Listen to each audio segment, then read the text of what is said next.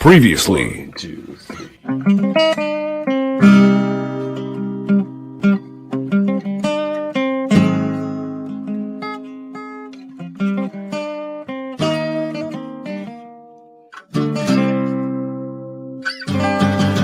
X-Rated, the X-Men animated review show. Welcome to X Debated 97, where we will debate the finer and not so fine points of X-Men 97. What we've seen and what we haven't seen, perhaps. Tonight's debaters, myself, Skelverine, as well as my co-host, Andre the Living Tribunal. No, wait, I forgot my thing. And of course, our third wheel around here these days. And forever. Ensa Banif. We're like a tricycle. Yeah, we are a tricycle. Yep. Yeah, no, Andre, put that. You have to wear that the whole time. Yeah. All right. He's the living tribunal.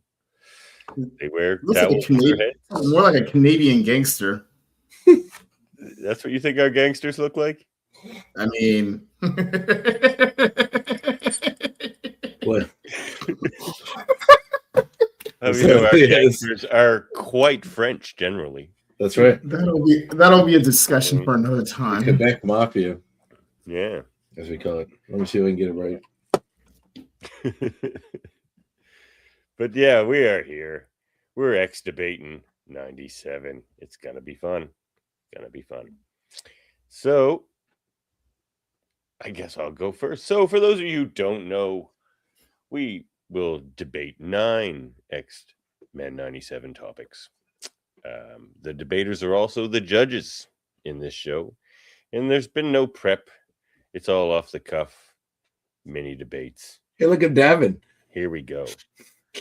Oh wait, let's make sure you guys. I'm Davin now.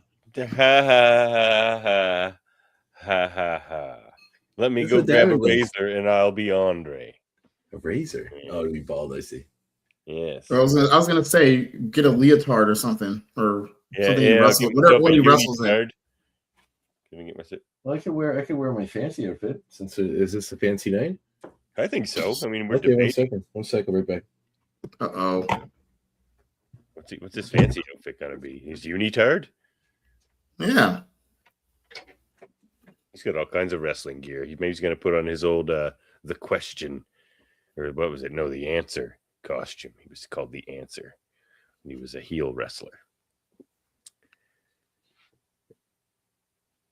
Well, let me just make sure you guys can hear the timer, because that's kind of important.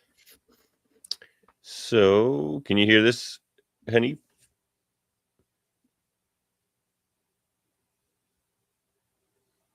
You didn't hear any of that? I didn't hear nothing. Oh, Okay. wow. Let's try that again. Oh, that is quite fancy. What are you using as a bandana? I've been looking for a formal wear bandana for like. This isn't a bandana, it's like a fez.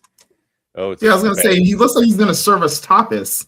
I need a bandana in that material, I think, and that would be my Is that real velvet? bandana. It is. This is Oh my this god. is the crushed velvet smoking jacket. It's Oh man. Smells like tobacco. purple and black accent. I don't wear this when I smoke. Probably smells like grape jam. Can you guys And then- hear this and then timer it's fancy. now? Yep. I hear the X-Men theme song. Yes. That's the start That's of the timer. Oh, okay. So we have it till the end of the theme. Yeah, well, no, there will be another sound when you're up. So it'll be like, "Dee-dee," and then you're. Yeah, it is dead. That's Have you funny. done these before? I have. I only did the one. What is it? What do you call it? A trivial X something? Back on the old network, he did the trivia show. Oh, Yeah, I did a so- Fantastic Four one, and it came in second, and I wasn't even trying. Well, You've he's never forgiven going him to for try this game. tonight because this is an X-Men show. Okay. All right, I'm going to go first. Ready? All right, let's fire this one up.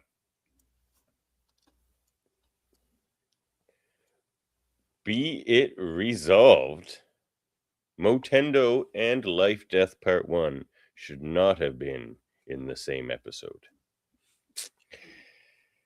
Arguing for this, because 4 always goes first on this show, is Hanif. Arguing for this. Oh, should I? Do I get a like? You Yep, can go yep, now. The timer. Yep, you'll hear the timer. All right. Okay, so yeah, definitely.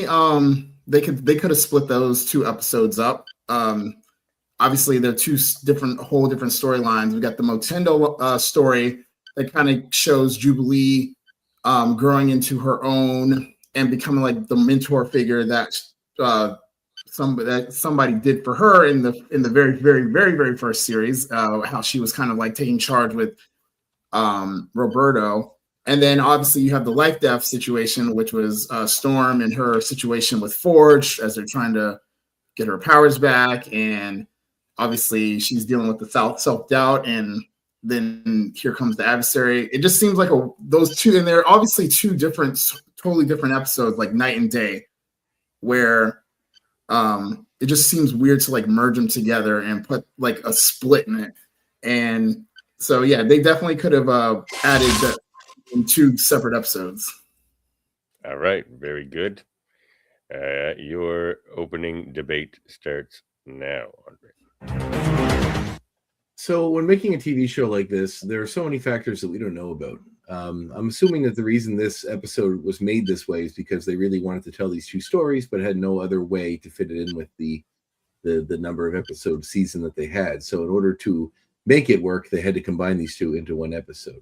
Do I think that they would have probably could have been expanded a bit and into their own episodes? Maybe, but I felt as though the fact that we got both of them and we could have only really got one or the other if they likely stuck to the format that you guys wanted to do would have robbed the season of 2 really cool stories. And I think I was happy with the revelation of both stories. I didn't feel like either story missed anything or was lacking anything.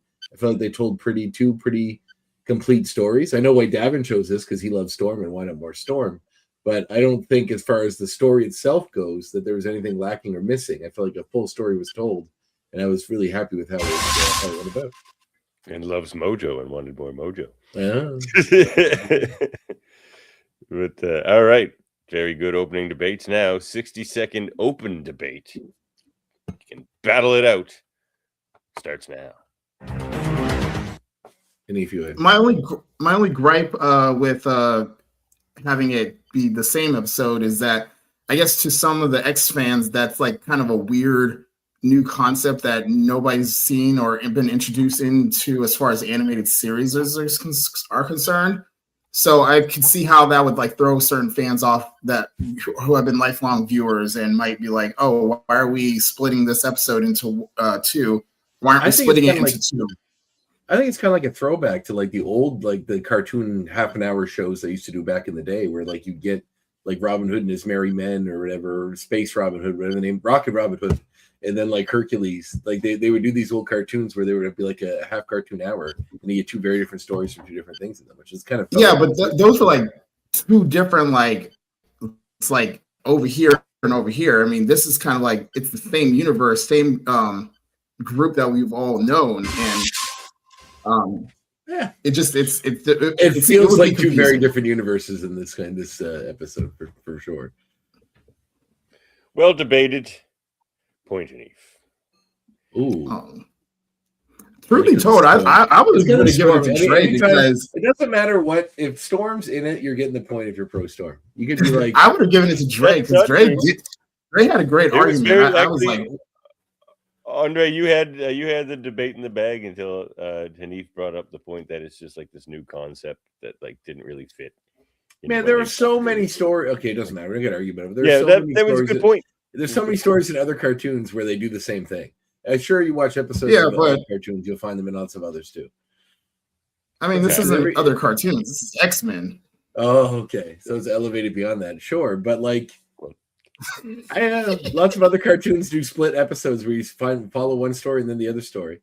Usually Look, they join at some point, but not always. So Andre's angry now. It's part of the politics of this show. I'm not Because everyone gets a chance to be the judge. Oh, and that's Andre, great. you're up next. So go ahead. Do I pick which of the ones I No, sent I'll you just put guys? them in order you gave them to me. Okay. It's at the bottom. Is at the bottom? All right. Be resolved. Apocalypse is the greatest X-Men 97 villain. Oh, like this includes the original series too, right? X-Men animated series villain is what I meant. Yeah. Davin, you can be for, Hanif, you can be against. Go. Well, okay. Well, I guess my time starts now.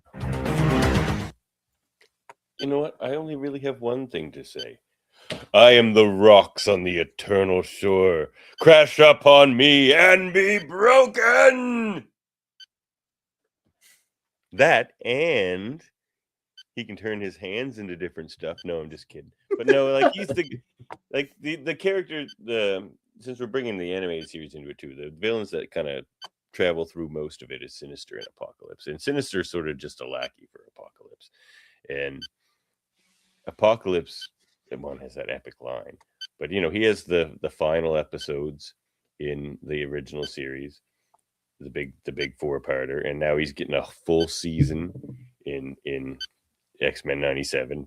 I feel like at least the writers and the directors feel like he's the greatest X-Men 97 villain.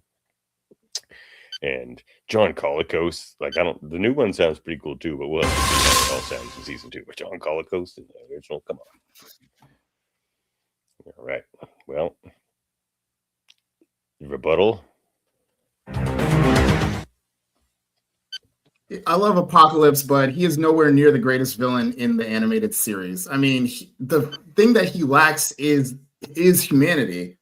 And the thing that we love about Magneto is that he's so relatable and you can almost understand his concept. Whereas Apocalypse, his whole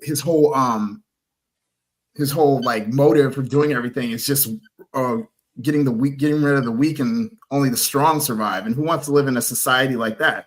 And to say that he's the greatest is kind of diminishing the likes of Apocalypse. I mean, the likes of Magneto, the likes of Mr. Sinister, the likes of, some even the lower tier, like Mystique, Juggernaut, Sabretooth, Pyro. Like, they may not be on a power scale that's top tier, but they are lovable characters, and they are, even though they're on the wrong side of history, we still kind of mess with them because of the fact that we can relate to them in some shape or form.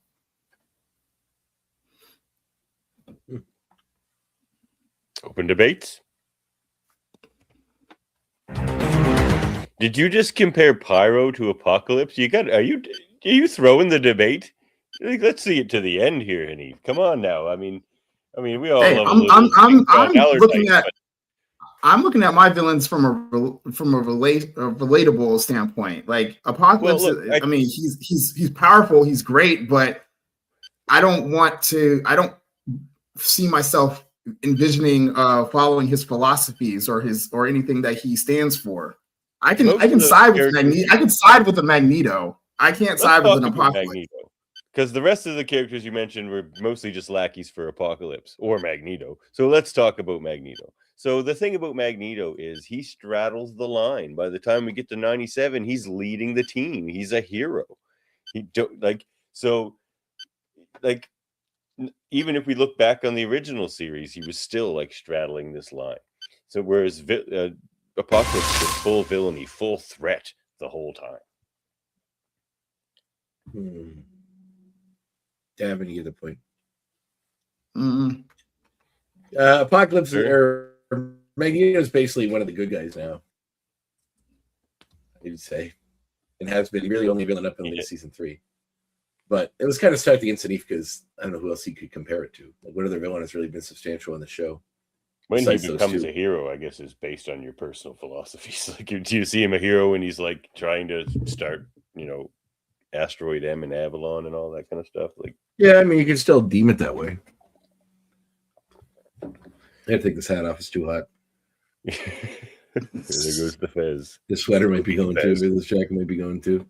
All right, Hanif's up. I'll call you Haji. All right, Haji. Okay. Hanif's first one is here we go. Yeah. Go ahead, Mr. Hanif. Remy. Remember Mr. Remy Etienne LeBeau, if they let that scene play out in the first episode where they were in the kitchen, he's cooking the beignets. If we had to see who was going to eat the most beignets, I'd definitely put it on Mr. Gambit himself. This is the first episode. Andre, the beignet. The first episode of season 1 of X-Men. X-Men. Yeah, X-Men 97. Oh, 97. Okay. All right. So Andre, you're going to argue for. Davin, you're going to argue against. So wait, is it an extension of that scene? So the characters were debating just the characters that were in that room? Yes. Everybody that. Yeah, all the characters that Gambit, all the characters that were there in the kitchen, or should say in that Cyclops. Yeah, Jean, Cyclops, Storm, Beast, Wolverine, Jubilee, Rogue. The main team. Yes. Okay, so I was gonna win this debate or whoever. Yeah. Anyway, whoever provides the best argument. I had an argument for against in my head, but I'm gonna work it. Okay, I think I got it. All right, we're good. All right. I'm for. All right, let's get your timer going now. Who is better to comment on the ability of a French person to eat French food than a French person who eats French food? I mean, my name is Andre Julien Mayette. It is the Frenchest name you could possibly find, and I am Acadian. My background is Acadian French, which is where the Cajun name comes from. It's a kind of a variation of Acadian Cajun through the line down the line. So my lineage, my DNA, my core is the same as Mr. LeBeau's, and I can tell you for certain that there's something in the French DNA, man. You can eat French food. You can go those beignets, and just load them into you. And I think like Gambit has spent his whole life even almost getting in a fist fight with Jean Grey on a stupid Christmas episode about his French cooking. He obviously cares so much about it because it's so important to him. So he's eating a lot of it. So I think Gambit probably has what it takes to, and plus he's a thief, so I think he'd be pretty sneaky, even if he wasn't going to win the contest by normal means. I think he'd find a normal way to do it. All right, good start, Davin. Okay. All right. Davin Scalehorn, not a French name. Yeah. Okay, I see how it is. No, but look, here's the thing: if this was a who can make the best beignets contest, then you Andre could take your beignets and go home and eat it with a rappy pie. You know, but we're talking about eating beignets, and how many beignets can Gambit physically eat before he slows down or eventually stops? Now, here's the thing: Wolverine can be 6-fisting beignets into his mouth 6 at a time, bang, bang, and he won't puke. He'll keep him down because of his healing factor. There's no way anybody can beat Wolverine in an eating contest. Not to mention you've got Beast, and even Jean could like telepathically shove them into Cyclops' mouth, or like. But it's the Wolverine. It's the. All right. I guess digesting. Enjoy it. I guess is it open debate time? Open debate time. Yep. Where does healing factor dive into making you digest food faster? Those are two very different things. They have nothing to do with each other whatsoever. Like at any point in the story, have you ever seen Wolverine going through eating contests in any comic and won because of his healing factor? Like his stomach wouldn't tear open and kill him, but he'd still be able to fit more stuff into it. Answer me this. And also, Julien Etienne Mayette. Wolverine lives in the woods and is eating like caribou and beef jerky and shit. He's not used to eating no.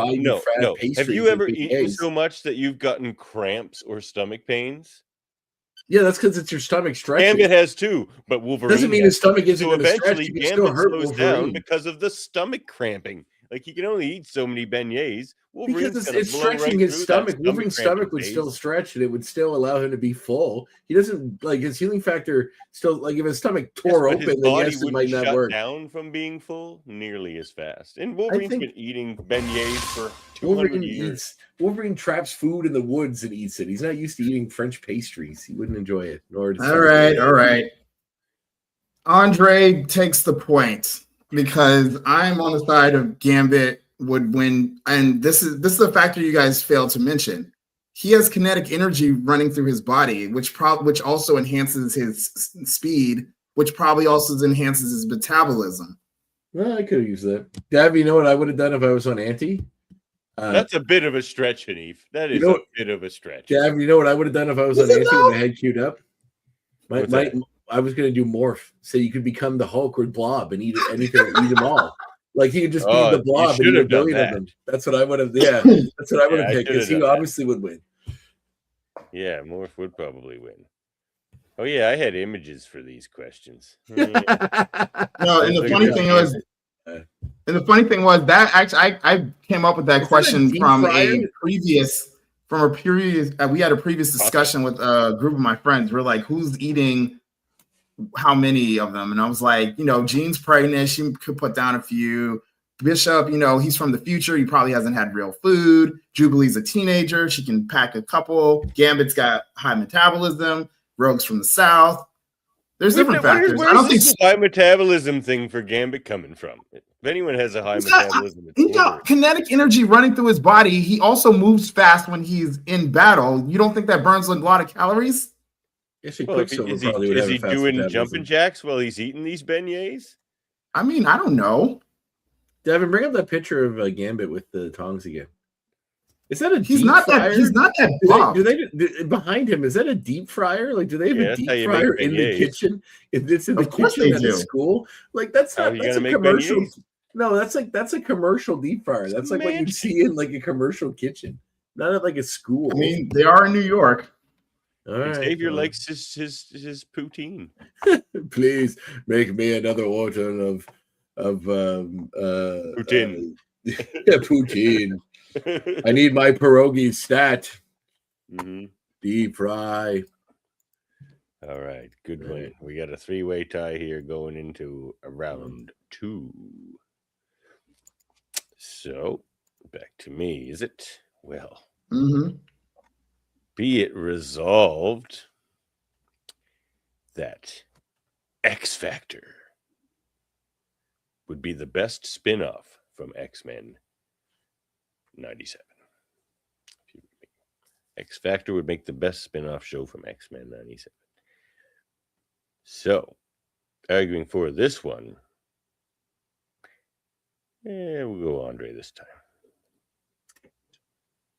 I never get the one I want to argue. It's fine. I'm good.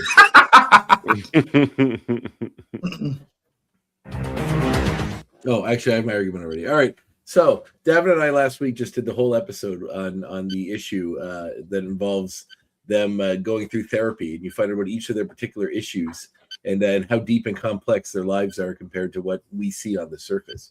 I don't think we got enough of X Factor in the series to really delve into that. We only had that one episode, and like some of the characters barely talked or did anything, like Havoc, for instance, or any of those other characters. I think building down into what makes all of those things that came from that issue, if they expanded that into a TV show, I think that would be a very engaging and interesting superhero show, because you really delve down to the core issues with each of them and get to it. And I feel as though if they really expanded upon that with those characters, it would be, because they're all broken in different ways, like we all are, and they really explored it in a great and interesting way. So I feel as though, and plus you have the deep, like all the best spin-offs come from someone that has a deep connection to one of the main characters from the main show. We already got Havoc. Havoc is the brother of Scott, so boom. It's the Baywatch Knights of the Baywatch, if you will. Yeah, that was pretty good opening debates, I would say. Hey, Millie's here. Hey, Millie, what a good kitty. Does Millie get to debate? Look at you. Is Millie debating?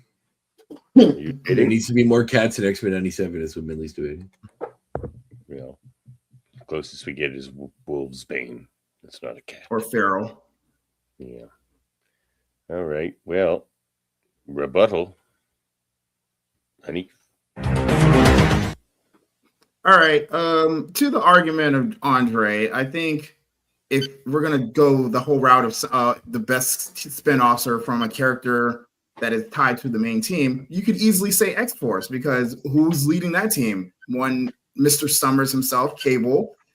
We could also, as a Canadian, like you could also say the Alpha Flight would be a great spinoff, or Excalibur would be a great spinoff. There's plenty of other teams that I think are way more interesting than the X Factor themselves. They're good. They're a good team, but I also look at from the other teams that have been in the X-Men sphere.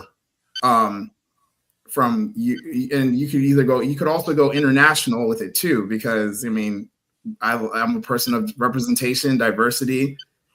Having an Excalibur show, having a Alpha Flight show, I think those would be interesting and great shows as well.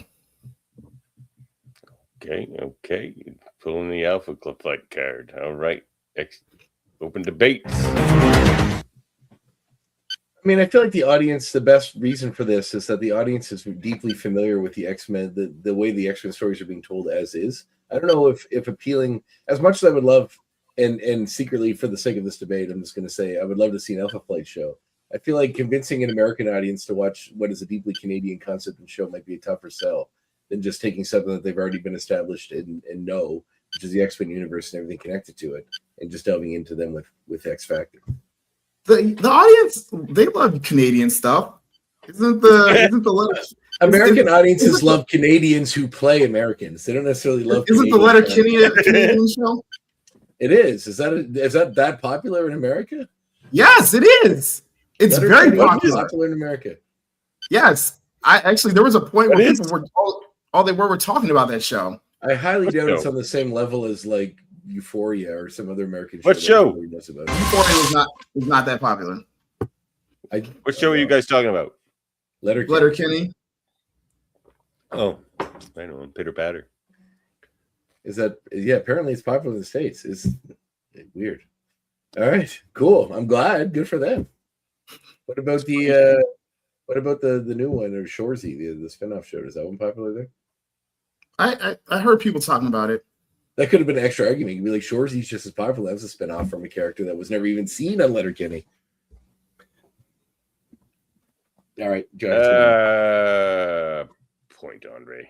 Yay! That's a tough one. I was going to go Alpha Flight too. If I was pro, Yeah. You just made a good argument, Andre. Like I still like Kenny's argument better because I want Alpha Flight. Well, it worked out because we literally just did a whole episode where you learned about how cool each of these characters could be, given the right lens. Bringing up the comic was good. That was pretty good. Well, like I said, it was easy. And you didn't even say like Guido, like all the Guido. All the Guido. Love me some Guido. Hold on, I gotta put this thing away. We're back. And the funny thing is, like from a cinematic standpoint, they've been kind of low-key teasing different members of X Factor in some of the movies. Where you got like Lucas Till playing Havoc in the first in X in First Class. You got Shardy from what's that show? The Gifted. She played Polaris and she was really good at it. She was really good. Quicksilver has been in it. I think I didn't watch New Mutants, but I think they said Wolfsbane was in it. The movie, yeah. Yeah. So that's 4 characters. Oh no, they had Multiple Man in Last Stand. Yeah. Wasn't Sunspot was in New Mutants too, wasn't he? Yeah, but he was also in Days of Future Past, but he got like murked real quick. No Guido though. No Guido. Ridiculous. Oh, you're talking about X Factor characters. Yeah, we got Quicksilver. Yeah, just the X Factor. We got 5 out of 6 of them. At least the main ones. Yeah, Guido could have been. There's a lot of like weird cameos in the backgrounds in like Wolverine and Deadpool and X-Men 3, where like they had a bunch of mutants that were like sort of around that were kind of connected but not quite. So he could have been in there. All right, Andre. There's your next one there. All right. Be it resolved. Wolverine needs a full episode story in season 2 of X-Men. 97. Davin, I know you're probably feeling for on this one, so I'll give it for you. Hanif and against. Okay. Yeah, look, we know why Wolverine wasn't the focus, or even really a secondary focus of X-Men 97 Season 1. It's because everything had been so Wolverine focused for so long with Fox and even Wolverine in their Deadpool Wolverine movie and Wolverine in the X-Men show. Like, everything was just Wolverine. So they took a break because that's what the fans wanted. But the fans don't want the writers to forget about Wolverine either. There's a reason why Wolverine is the most popular X character. And we're looking forward to it. Like, it's gonna, like, the thing they're copying right with this image right here is like an amazing moment from it where he goes after it looks reminiscent of like where he goes after the Hellfire Club from the sewer. It's actually cover there, not homaging there. But so, like, the Wolverine Revenge episode is going to be amazing, and the fans need. Hanif. Yep. Or Devin. Here you go. We do not need any more hyper focus on Wolverine. Wolverine has been the center of attention for a good 30 years in popular media. If you go back to the original series, there is like, I can count at least 10 to 15 episodes that were focused on Wolverine. He is good. We don't need any more super focus. He is the macaroni and cheese of the X-Men. And by that, I mean a respectable side. He is way more interesting in a team building factor than he is on a solo mission. We don't need any more hyper focus. You guys are currently reviewing a show called Wolverine and the X-Men. It is ridiculous. We don't need him on the front line. Just hold it down on the side. Just be macaroni and cheese. Be mashed potatoes. Be on the side. Respectable. Just because something is popular doesn't mean it's great.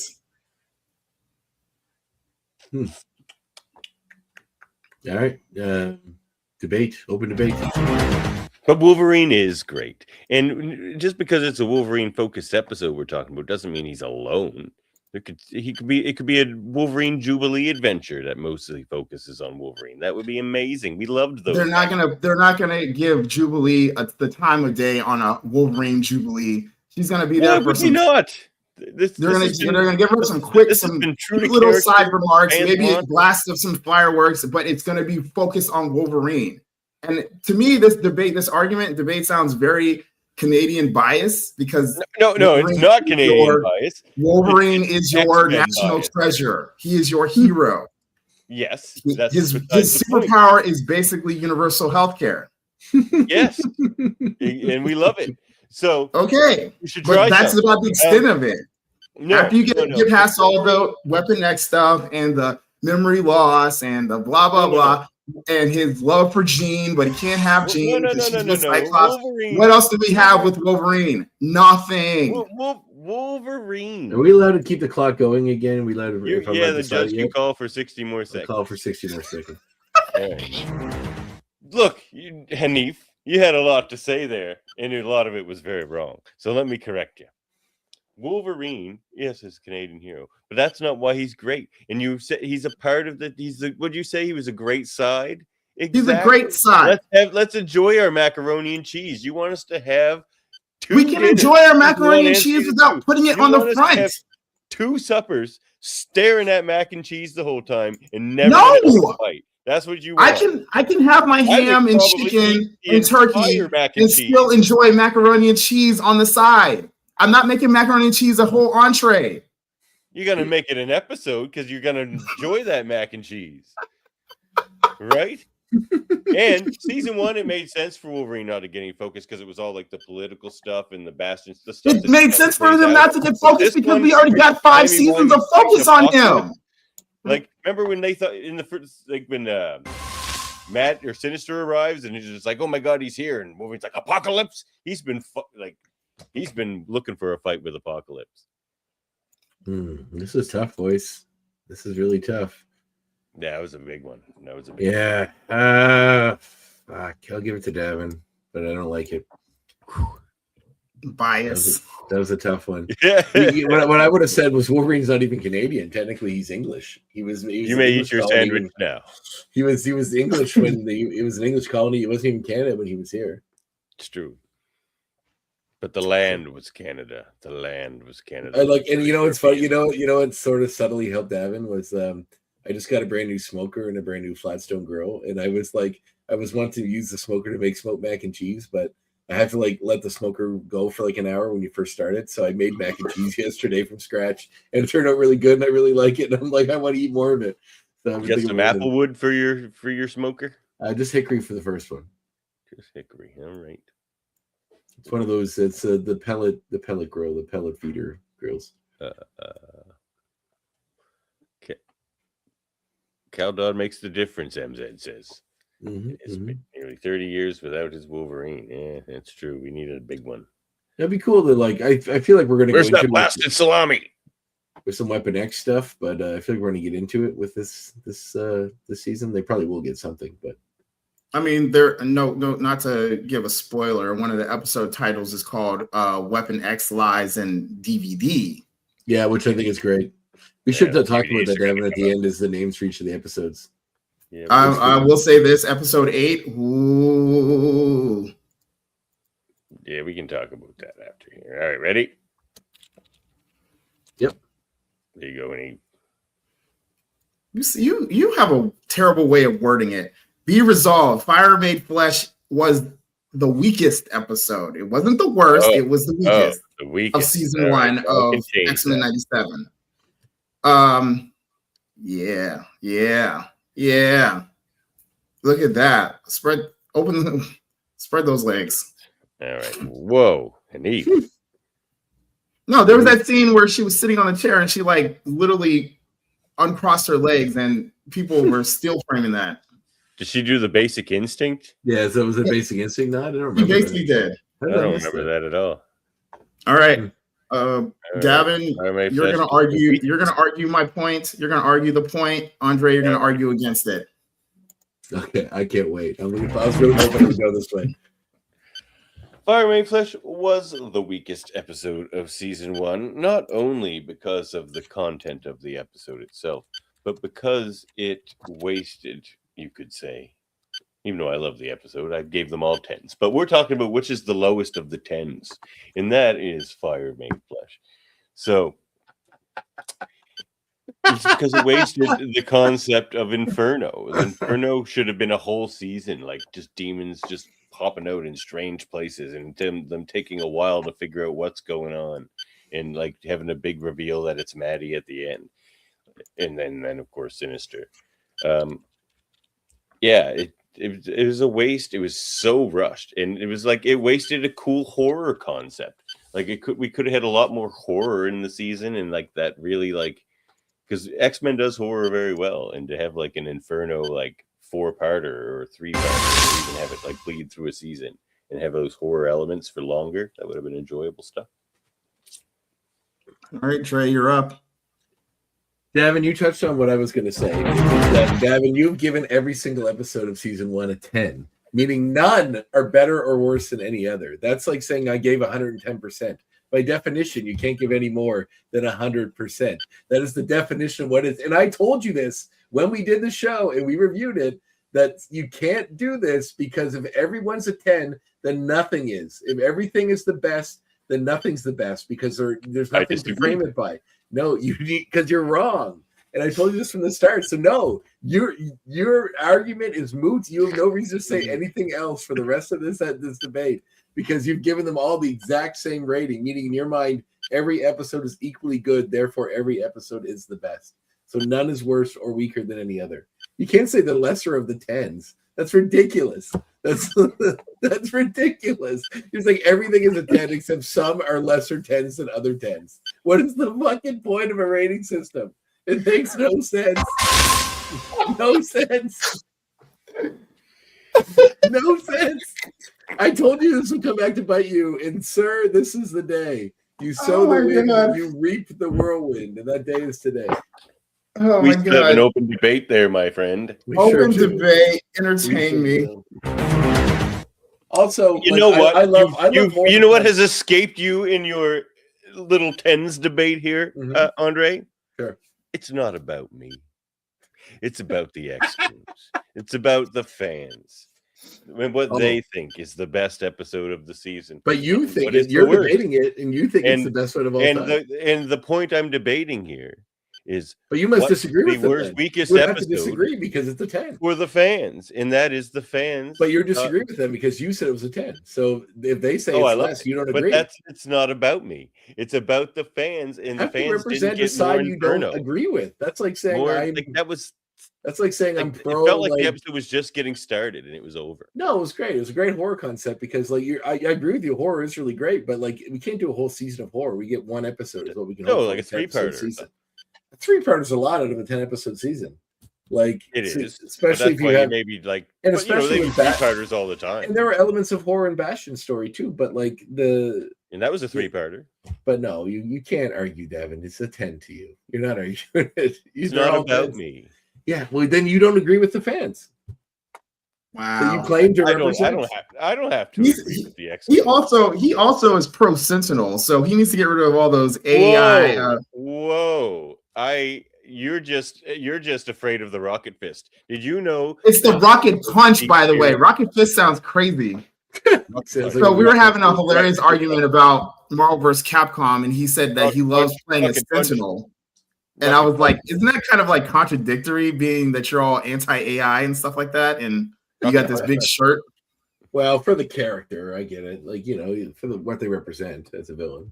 Rocket Punch. I can say I like a certain villain. No, get rid of that because you are clearly a Sentinel. He's a hybrid. He's a prime.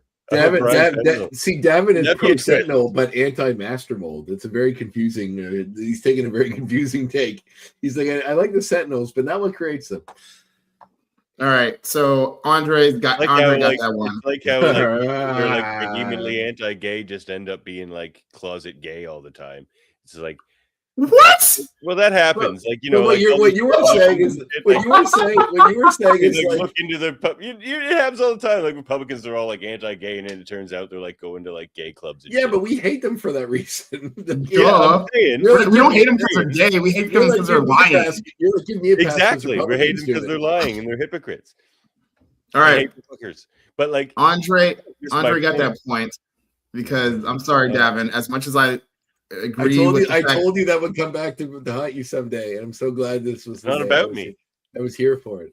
As much as I agree with your point, Davin. Andre smoked you on that debate, so I'd like to look at the numbers for season 1 again. We should be going into season 2, but who voted for what? I know Davin's all tens, but mine would fluctuate a little. I think 8, 9, and 10 are where they all stuck. I don't even know if I made it to an 8. Somebody said it was the only episode that Davin didn't give a 10. Was it? So it wasn't a 10. I'm pretty sure he did. You gave every episode. You even said yourself you gave episode 10. Hey, the fans remember. Pepperidge Farms remembers. And Bob remembers. And the X-Goons remember too. Well, that's why. I mean, the X-Goons have a better memory than I do. So, Andre's got the lead here. This is not good. So, moving on to my third one. What do we have here? Okay. No. Be it resolved that X-Men 97 Season 2 will be better than X-Men 97 Season 1. Look at that glorious goddess there. Amazing. Amazing stuff. Anyway, so for this one, Hanif. Oh, okay. Damn it. Again? No, it's all good. I think I got good for both. I think I'm good for both. All right. All right, we're going into season 2, and we're already starting off with a great start from a critical standpoint. The critics have all been giving the early previews, early 100s, 10 out of 10s, 9 out of 10s, just amazing praise, amazing acclaim all across the board. But from a story and from what we've been hearing about the show, I think this season is going to be just topping it. The stakes are so much higher. We're dealing with multiple stories, introducing more teams, more characters, more arcs, The past will come back to haunt certain people. The future is looking kind of crazy. Apocalypse is on his BS again. And it just looks like that they're definitely going to need to come together this time around, and no more games, no more bullshit, none of that. It's X time, X-Men, X-Force, X-Factor, Excalibur, whoever. It's go time. Season 2, let's go. All right. Rebuttal, Andre. I think the content and the stories and the characters of season 2 are going to be just as good as season 1, if not perhaps better, but it's going to be missing one thing, and that is the excitement that came from waiting for X-Men 97 to come out. We had 30 years of looking forward to this show to come out. Now it's already been out. We've already seen a season. It's not as new and not as exciting as it was the first time around. It's like being in a relationship. After the first year, you're a little more comfortable. Sure, it's still there. You're still happy. You're still in love, but it's not as exciting as it used to be because it's not new anymore.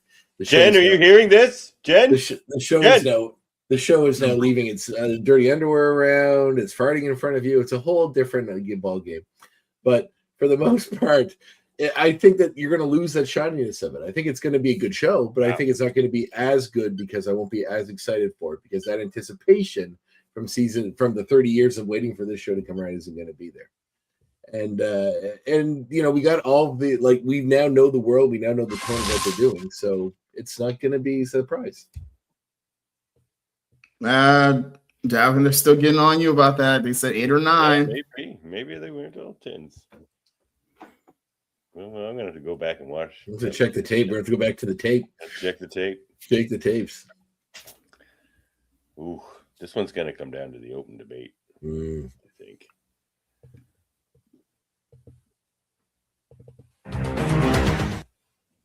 Okay.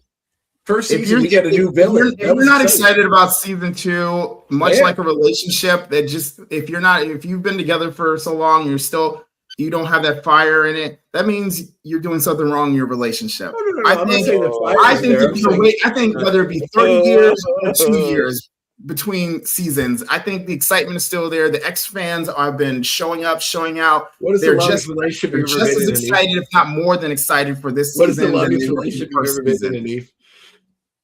What? The X-Men. What's the longest relationship you've ever been in? 3 years.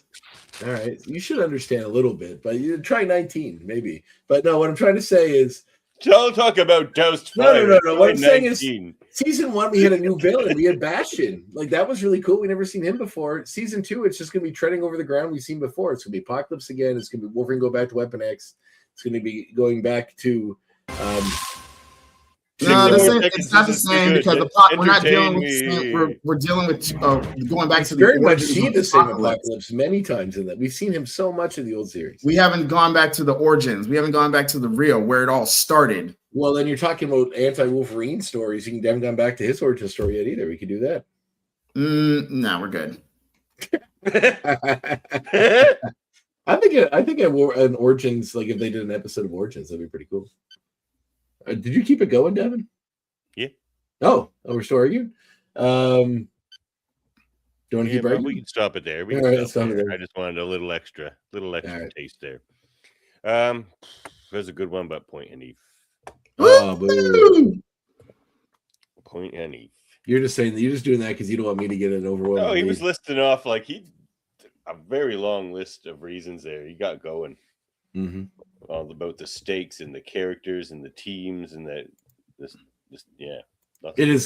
Season one was great because we were getting back into the pool, relearning how to swim again, and now that we are officially going into season 2, we're breaststroking, we're synchronized swimming, we're doing back dives. This is going to be nuts. My heart wasn't into that one as much because I do think season 2 is going to be really awesome. It looks like it's going to be really awesome. There's one point you didn't argue that I thought you would when he was talking about stakes. I thought, Andre, you might come back. It was what's bigger than the stakes of them killing all the mutants? I don't know. It's do I need to see Hitler be a happy child? It feels like we're going to get fun, young, Apocalypse, where he's kind of not necessarily a bad guy in season 1 at the start anyway, or season 2. So I don't know. Do we need that? Yeah. Is this something you've heard, MZ, that Larry and the Leewalds are more involved? in season 2. Is that what you're saying? Well, I would kind of think with Bo DeMaio gone, who's the showrunner now? Probably Castorena. Brad. What's Brad? What's the dude's name? Brad W. Ed Winterbaum. Yes. Yeah, it'd Well, be him or he's Dick now in Castorena charge of all. He's now in charge of Marvel Animation as a whole. So yeah, true. No, he's kind of like the Kevin Feige of the animation department. It says Matthew Chauncey. no, he's the guy. I think that's the new guy they hired. So he's going to be writing like. It says for season 3, he's showrunner and head writer. It says for yeah, season 2. That's the new guy they hired, and It said for season 2, DeMaio completed the writing of the season before he left, but Matthew Chauncey came in to oversee later script revisions and production. Yeah, so it sounds like he's showrunner for this after DeMaio left and for season 3. Well, don't be a weirdo. All right. Yeah, please just don't be a weirdo. All right, Andre. Be resolved. We need to see Generation X and X-Men 97. Hanif, you are 4. Devin, you're a guest.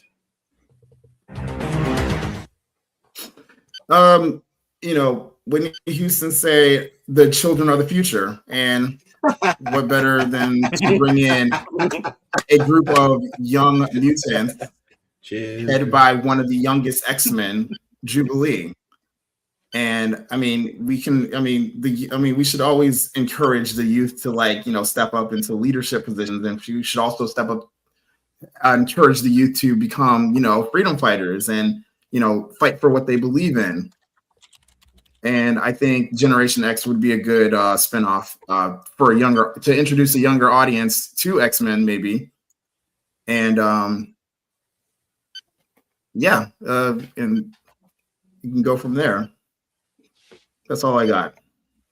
I'm probably not going to win this because my Generation X lore knowledge. Rebuttal. Me.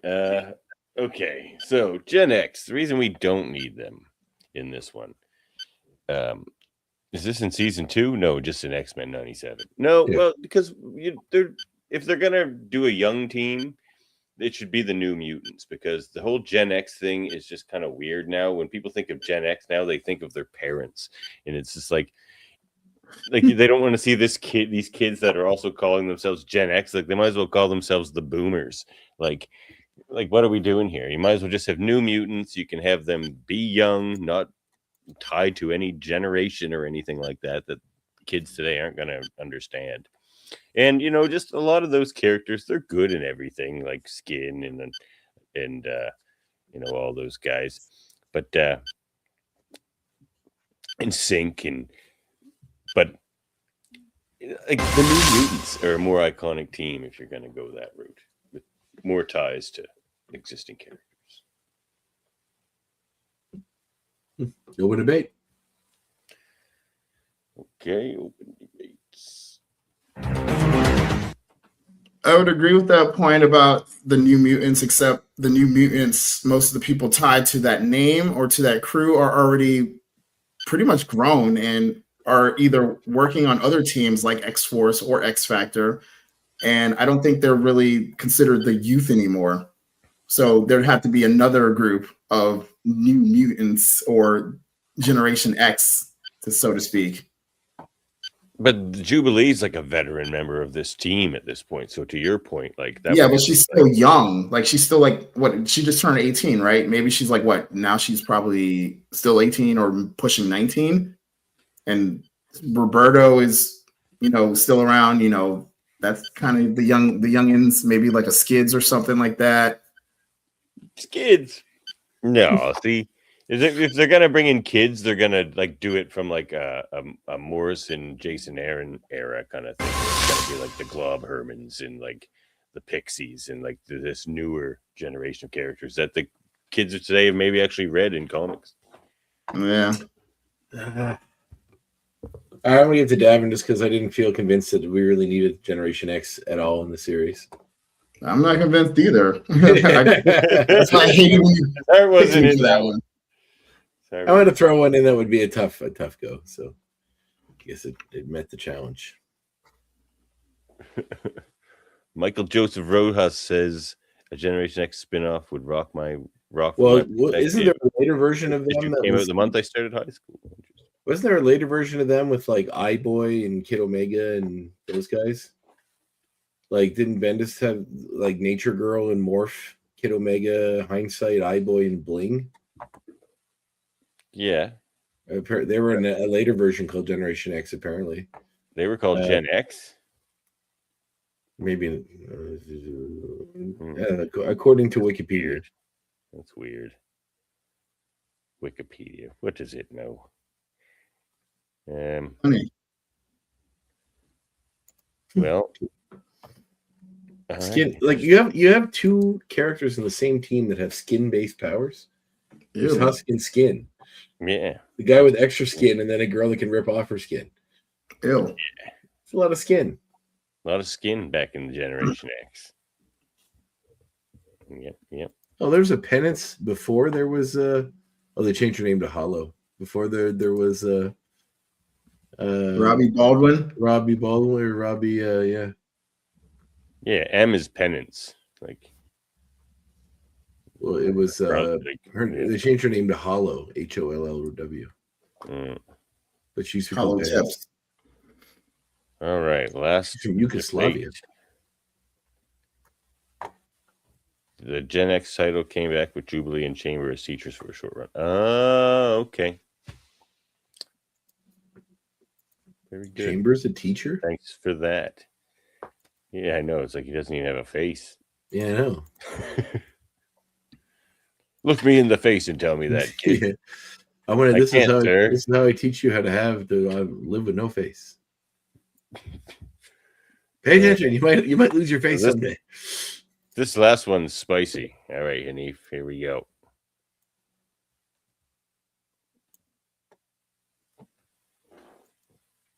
Be it resolved, our beloved Cable could have done more to have prevented Genosha in episode 5. Remember it. Andre, you argue for it. Davin, argue against it. Oh, no. Okay. I had something for both of these, so that's okay. All right. So Cable tried 200 times to stop Genosha. If you could tell me that I could go back, I had an unlimited amount of times to go back and try to stop something horrible and a genocide from happening, I wouldn't stop it 200 times. I'd be like, well, I've hit the 200 max. I've done all I can. I'm not going to try anymore. I give up. That's just lazy. Come on. You have a time machine. You can do infinite amount of attempts to try to fix it in some way. And surely you could have went back a year before it and sent a post-dated package to them to warn them about it or anything to that effect. You might have been able to go to the actual event, but surely there was something around that time period that he could do it. They had letters. They had even Marty McFly got a package back in Cowboy times from Doc Brown in the past. So there was a way you could do it. You go to Western Union, you could send a package, you could do anything. They even had rudimentary email at that point. He could have sent an email. He could have sent a fax. He could have done everything from the 90s to prevent this. And he's just like, I tried to go to the exact moment it happened, and they wouldn't let me, so I'm out. Davin, you're up. Could Cable have prevented Genosha? Nay. Could Cable and Bishop and Forge together have prevented Genosha? Nay. Could 1,000 Cables in 1,000 years have prevented Genosha? Nay. The reason is because no one could have prevented Genosha. Just like in the MCU, they have anchor beings. And in time, there are anchor points, anchor moments. And Genosha is one of those. That's why Cable couldn't stop it. He even said there was something. He couldn't explain what, but something just makes it so that he shows up late every time. There was nothing he could do to get close to the moment or close to anything that could prevent that moment. He tried 200 times. He didn't try the same thing 200 times. He tried 200 times because that anchor moment in time could not be changed by anyone. Open debate. All right. Ah, yes, Open the debate. greatest, the greatest enemy of all fictional characters, lazy ass writing. This is just a way for you to say we have time travel. Batman. We have time travel, but we can't use it to do anything meaningful. So we're going to make up something called fixed points in time that can't be changed because then nobody can change them. But we can do Call the time MCU lazy? Did you like Loki? Did you love the Loki show? Yeah, they proved there weren't fixed points in anchor time. beings. They proved there weren't. They proved that the TVA was the one enforcing those because Kang was the one telling them to do it. Do you find the concept of anchor points. beings? Kang had a very specific thing he wanted to happen. It wasn't actually a fixed point in time. And they found a way around it. Loki did by getting rid of Kang. So there is a way. We're going to get all this Kang stuff in season 2. It's Apocalypse versus Kang. We're going to get Kang. Yeah, but Kang couldn't even have stopped Genosha. He could. He's the one who prevented, according to the fixed points in time. They set no, but in X-Men 97, what was stopping Cable from getting there? Who knows? Exactly. Apparently God exists in X-Men 97, and he's an asshole. But no, it's just an anchor point. No, it's just lazy. It's just lazy. Culmination of it's all the anti-mutant hysteria. It's inevitable. It's saying we want time travel, but we don't want it to actually do anything meaningful. So we're going to make fixed points in time, and there's no point. What's the point of time travel at all? Why you should be allowed to travel in time if it's just if you can't stop anything that's important?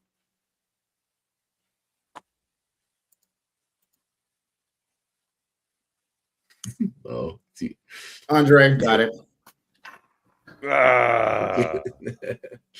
My thing is, they kept bringing up the fixated point in time. It sounds like he kept going back to the same point in time. Why don't you go back a week earlier or a couple days earlier?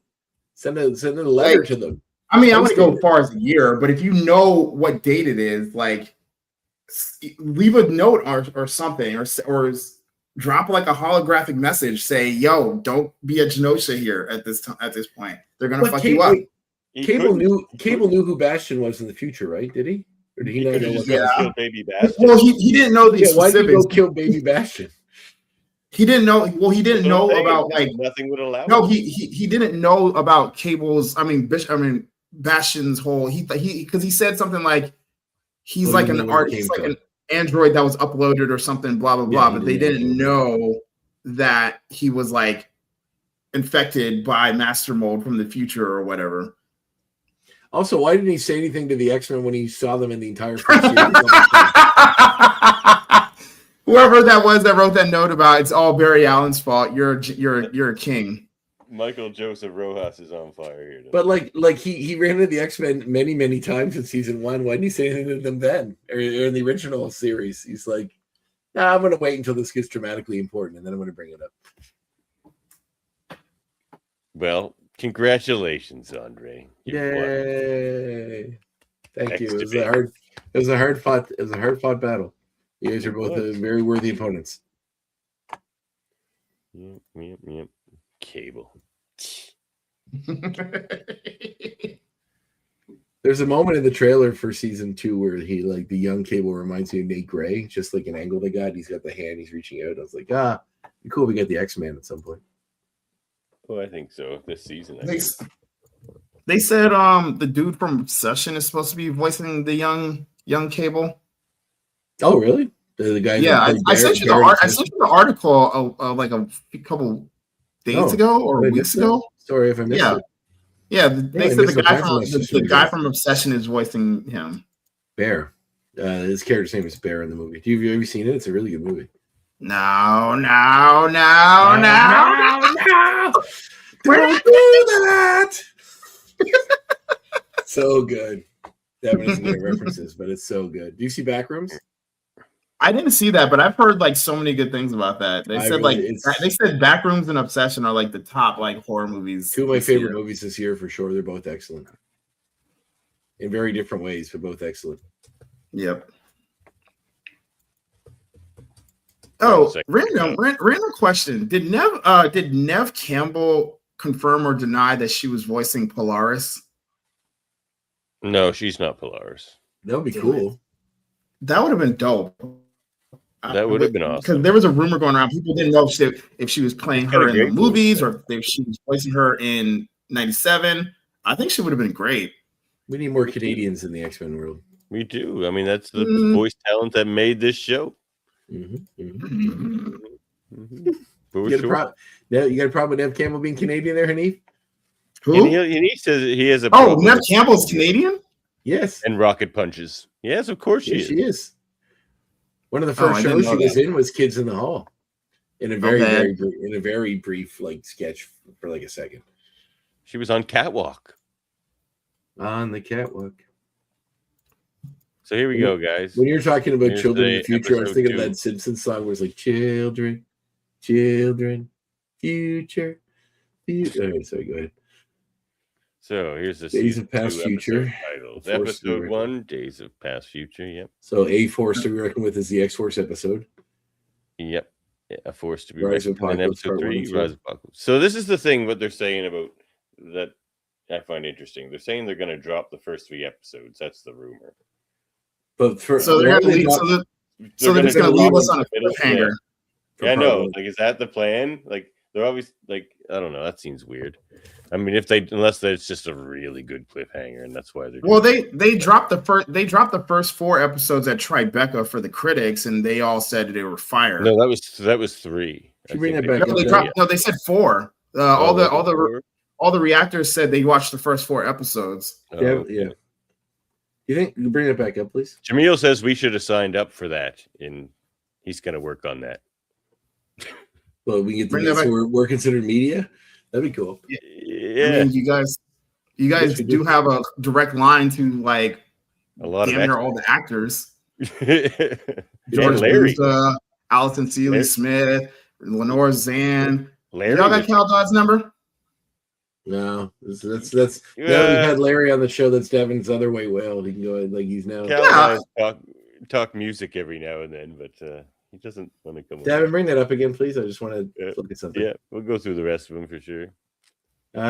So Weapon X Lies and videotapes or DVDs is really funny because that's a take on. That'll be the humor one after the big 2-parter kind of. Well, what because Sex Lies and Videotapes is a '90s movie.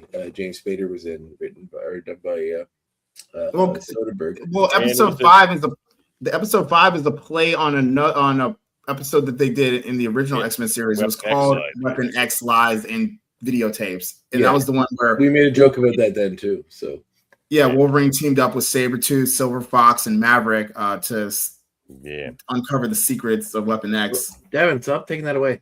I'm still looking at it. We got to see Hanif's face. No, it's fine. You don't need to see my face. Slide My over voice mine. So danger.exe is we obviously can the slide danger us room. over there, ain't we? Yeah, there we go. Danger.exe is obviously the Danger Room Comes Alive episode. I was waiting for when I was saying how there's danger. When we were arguing, I was saying about there's no new villains this season. It seems I was waiting for Hanif to bring up that obviously the Danger Room is going to be or Danger is going to be one. So, do you think which means Xavier's going to be one? They're all going to turn on Xavier again. Do you think Strange Land Savage Heart could be Doctor Strange? Making a No, it's going to be Savage Land one. I think it's Savage Land. But where's the Strange? I feel like maybe Doctor Strange as well. That'd be cool. I mean, maybe that could be interesting. Dead Man's Hand. I have no idea. Survival of the Fittest. I know that one because Dead Man's Hand is a popular. That's Gambit. That's Gambit, right? It's a popular pair in poker, and they said it's the most unlucky pair you can have. Right. Yeah, Gambit his revival. He'll start there. I think they're. I think they're gonna tease like at the end of episode 7. We're going to get the reveal, and then episode 8 will be the conflict, and then 9 will be like there's not 10 though. 9's sucks that there's not 10 episodes. 9 episodes. Come on now. Well, I mean, we don't know how long they are. They might be extended. Some of them might be like 30 minutes. Some of them might be 45. Yeah, maybe Survival of the Fittest is like a double. Wouldn't that be something? Yeah, it might be. Yeah, it might almost be like an hour and a half. But why would they just make it 2 episodes? I don't know. Anyway, we'll see. We'll see how it. I mean, well, that's the beauty of them putting it on Disney Plus versus like regular cable TV is that they have the. Oh my god. They have the luxury or the liberty to make the episodes as long as they need to in order to like. I mean, what was it? One of the episodes was longer than the other. Was it the Tolerance's Extinction Part 3? One of the episodes was like almost 45 minutes. Really? There was a really long episode, and I was like, oh, I'm living for this. Oh, Sauron. Yeah, I'd go for a Sauron episode. He just wants to turn people into Well, there was dinosaurs. a scene in the trailer where Storm was like shooting lightning at a dinosaur, so it has to be the Savage Yeah. Land, or unless they're time traveling again to like. Oh, no, it's all gonna be time travel. Do you think we'll see Kazar again? That would be Yeah. dope. That'd be sweet. And Zabu. These are Shauna, my boy Zabu. Yeah, Zabu and My boy, Devil. my boy Zabu. Yeah. I just love that one. What was that? What episode was that where Wolverine basically like they go back to the Savage Land and he basically tackles him and like starts like petting him and rubbing him down. Oh, I think it was the episode where Storm got turned and she was wilding out in the Savage Land. Oh yeah.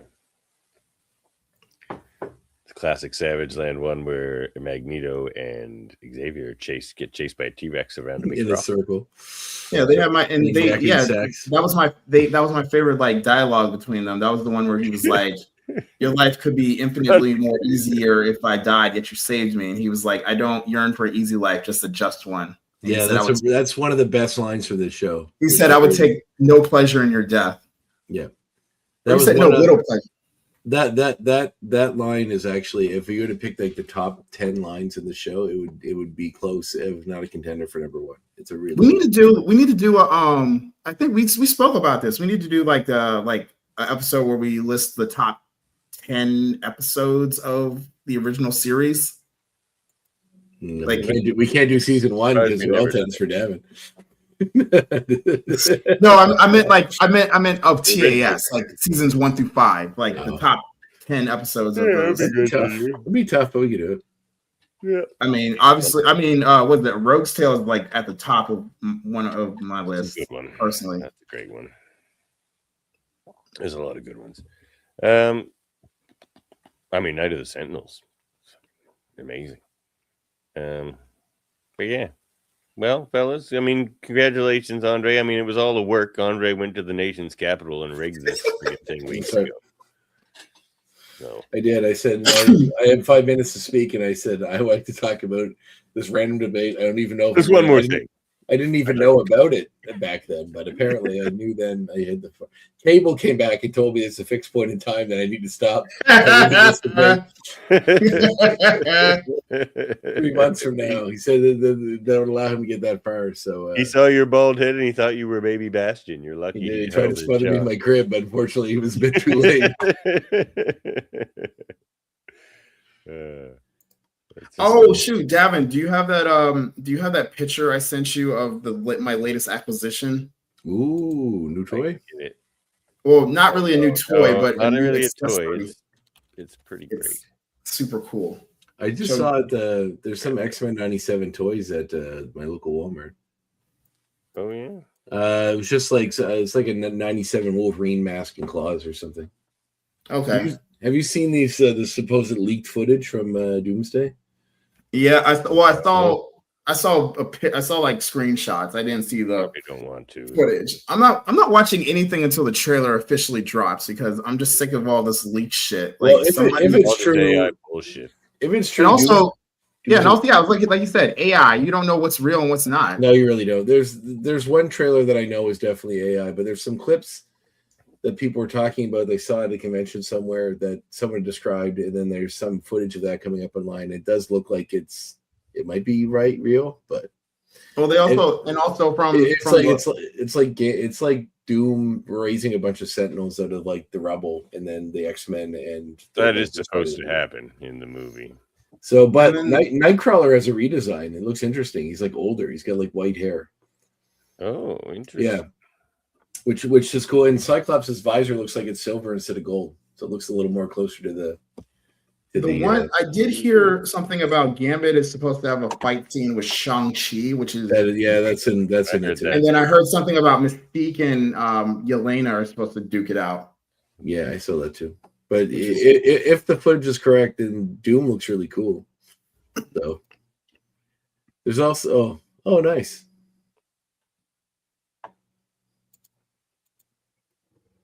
Yeah, nice Magneto Force accessory here. Looks pretty sick. I got this baby off of Etsy, and I'm not gonna lie, Etsy if you're looking for like cool stuff, accessories, whatever, if you're a collector like me and you're looking for some cool shit to enhance your collection, look on Etsy because I found this. I just stumbled on this on accident. I just was like Magneto Force Bubble, and the shit came up, and I was like, "Ooh, this looks nice." It's cool how you put the shadow on this one. Oh, I just turned the light off. I just took a picture of it in the room without the lamp on. That's cool. Playtime has ended. Yep. He's Playtime with an Eve. That's really awesome. Do you think Nice. we'll Right. see the Executioner back in season 2? What? Do you think we'll see the Executioner back in season 2? If he comes back with another I hope so. if he comes back with another rifle and shoots Storm again, I'm rioting. Every season he just shoots Storm in a different place. That's racist. That is. Oh. That just makes you shine. I mean, he kind of is. Like how they killed Black Tom in the Deadpool movie. Black Tom. You racist. Killed Black Tom. You racist. You racist. Yeah. That's good. There's rumor too that there's like some pictures being released of like Wolverine and Deadpool with Tobey Maguire. So there may be some university bullshit going on there too. Yeah, I don't want people and their spoilers. Just wait for the movie to come out and enjoy it more. I'm very excited for Spider-Man though. Very, very excited. Oh, me too. Me too. That I keep seeing clips from that fight scene between Spider-Man and the Hand, and that shit looks sick. Yeah. There's also a lot of clips from the Hulk and Spider-Man showing up too, which Spider-Man's are running from. But I kind of don't like the idea that this is the second time in a Marvel movie that the Hulk has had his mind altered and made him an enemy of people. Because it happened in, it's kind of a Hulk trope. This is the third time. What's the second one? Or was the first one? Age of Ultron. Yeah, that's the first one. And the first Avengers. Because because Loki kind of manipulated everybody and he made Hulk kind of wild out and destroy it. Because he was getting in everybody's head. He was using the scepter to get in everybody's head or the powers. Yeah, I guess so. Because remember that scene where they were arguing in the lab, and he's like, "Big man with the suit of armor, like take that off. What are you like, genius?" That was all Loki's manipulations. Was it? Was that established in the movie? I thought it was kind of hinted at because they were because they were all standing next to the scepter, and then like when the Hulk started wilding, it was like it just seems like unnatural. Yeah, it's an interesting theory. Well, just over a week away, everybody. We'll be back next week with some other sort of hype. I don't know what yet. And then it'll be X-Men 97.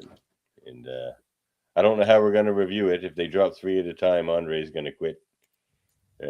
It's not that I'm going to quit. It's that Davin won't allow us to just do them in order. We're going to have to do them all at once because he needs to appease the almighty algorithm. I mean, you don't have to do all 3 at the same time. You could just that's what I'm saying. 2 and 2 or something. Yeah, I mean, you don't have to like do each episode after each episode drops. You could just like delay it a little bit. Yeah. I mean, the fans will know. The fans will know. I mean, we'll watch because we'll all have seen it by then. Yeah. Well, we could do a top 10 or top 5 Canadian mutants. Is there enough for us? Is there enough for us to do 10? Top 5 Sasquatch, Shaman, all of everyone on Alpha Flight. North Star, and not mutants. Guardian. Most of them aren't mutants on Alpha Flight. Just North Star and Aurora. North Star and Aurora. That's it. Yeah. Shaman's not a mutant. No, he's just magical. Oh, whatever. What about the Guild lady? Snowbird. What about the? She's an alien. You're an alien. That's a great argument. No, you can't top that. He's right. He's got you there. Resolved. Davin is an alien. Americans say that about everybody. Can I be 4? Can I be 4? Technically, we are to you. We're not from your country. We're aliens. Follow us on YouTube, Facebook, and Twitch. You can contact us at xmenreviewshow@gmail.com. Support us at patreon.com/xmenreviewshow. Or get some sweet merch over at redbubble.com/people/X-Men review show/shop, including the one I represent the most, as according to Henny. You can get your no AI, no master. Says the man who plays as Sentinel. Hey, Rocket Punch. We're gonna Rocket Punch. They get that on Steam. We're gonna play some MVCs. They stole that move from Astro Boy. The Rocket Punch. Wow. Astro Boy. Astro Boy. Talk about a cool show with a super dark concept. Do you remember the core point of that show was, or the story? So he was a genius robotics creator who had a real son, never had much time for him. The son died in an accident. He was so grief stricken. He built his son as a robot, and then made him a super weapon. Yeah, that sounds like Mega Man. No, Pinocchio meets Mega Man. I don't think Dr. Light actually had a son that he made into Mega Man.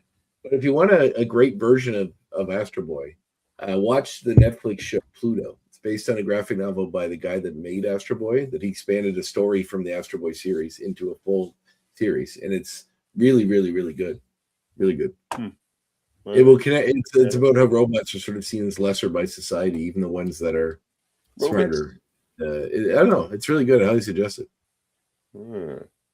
Find our audio-only version wherever you get your podcasts, and we are a mutant and proud part of the Swear to Pod network. When you're not playing as a Sentinel. Rocket Punch! Hey, if it works, it works. No one can stand up to my rocket punches. We're going to settle that one day. Right here on this show. Yeah. Anything else to say to the X-Goons before we get out of here, fellas? Yeah. Have a great day. Yeah. Catch you next time. Read some comics next time.